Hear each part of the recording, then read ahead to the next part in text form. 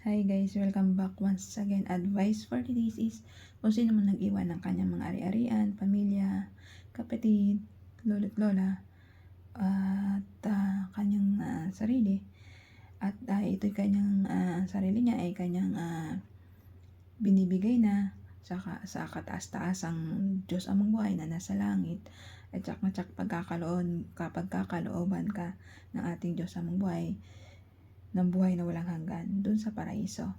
So, ang taong naglilingkod sa ating Diyos amang buhay, sumusunod sa 10 utos, nagiging mabuting tao, rumirespeto, nagiging makadiyos, nagiging madasalin, umiiwas sa mga alam niyang tukso, at hindi nagsasalita ng kung anong masama para sa kapwa-tao niya, nagiging madasalin, at nagiging matulugin sa kapwa, ay ito ay kalugod-lugod sa kanya.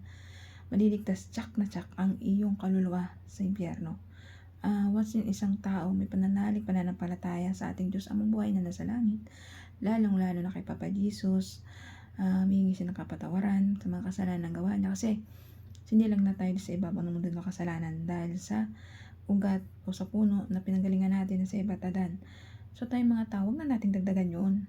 Pagkos magpakita lang po tayo ng kabutihan para sa kapwa-tao natin. Tumulong, rumispeto, magdasal parati, tumulong sa magulang, mahalin ng magulang ang kapwa-tao natin, tumulong kahit unconditionally, kahit konti lang pera natin, tumulong tayo kahit ice tubig lang, pang biskwit, diba? Hindi naman siguro po yung kabawasan para makatulong man lang kayo sa kapwa-tao natin. Nakikita natin dyan sa kalsada na mga bata, mga matatanda, mga pulubi, huwag tayo mag-disclaim ng mga tao na umusgan ng mga tao porket malaki katawan. Meron naman sila pang nagdadaanan na alam natin na wala silang kakaya maghanap na hanap buhay at magbigay sa kanilang paghahanap buhay, di ba?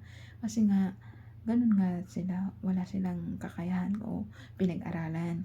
So, magbigay tayo ka ice tubig o ano, basta nakatulong tayo, okay na yun. Huwag na tayong maghusga kung ito may mataba o malaki katawan. Kung wala naman silang pinag-aralan, kulang, hindi rin sila makapaghanap buhay, diba? Tulungan pa rin natin yung mga taong ganon. Yun, kung nanghihingi nga ba sa inyo, nanghihingi sa inyo ng tulong, titulungan. Ayun po, ang sabi nga natin, Diyos Ama, maging mabuti sa kapwa. Kapag naging mabuti ka sa kapwa at nagmamahal ka ng kapwa mo, ay mamahalin ka rin natin, Diyos ang buhay na nasa langit.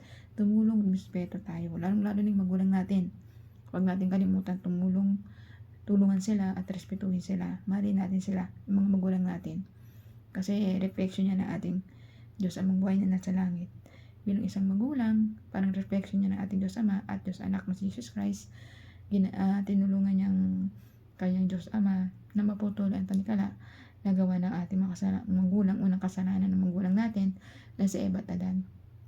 Pinutol yun ng ating Diyos Anak na si Jesus Christ para tayong mga taong makasalanan, maligtas tayo dahil si Jesus Christ na ating tagapagligtas, inalay niya ang buhay niya, binaba ng Diyos Ama ang kanyang anak, pinakamamahal niyang anak, para tayong mga taong makasalanan ay maligtas. So, ikaw na taong makasalanan, magbago na ka na po para maligtas po ang kaluluwa mo sa impyerno. Hindi ka na po matapon doon. Pagsisihan mo mga kasalanan ng gawa mo at ipakita mo sa ating Diyos Ama na nagbago ka na at di na muling babalikan ng mga kasalanan ng gawa mo. Manalig mo ng palataya lang po tayo at pagsisihan lahat ng mga kasalanan mo. Tsak na tsak tatanggapin tayo na ating mahal na Diyos, anak na si Jesus Christ sa kalangitan. Basta magbago ka na po, pagsisihan mo, magbigay kumbaga yung mga ginawa mo dito sa lupa na masasama ay pagbayaran, magawa mo ng mabuti sa kapwa-tao mo. Magsisi ka, maging makadiyos, madasalin, gumawa sa kapwa-tao ng kabutihan, tumulong, ganyan na unconditionally. Kaya hanggang dito na lang po aking advice. Ingat po tayong lahat and God bless.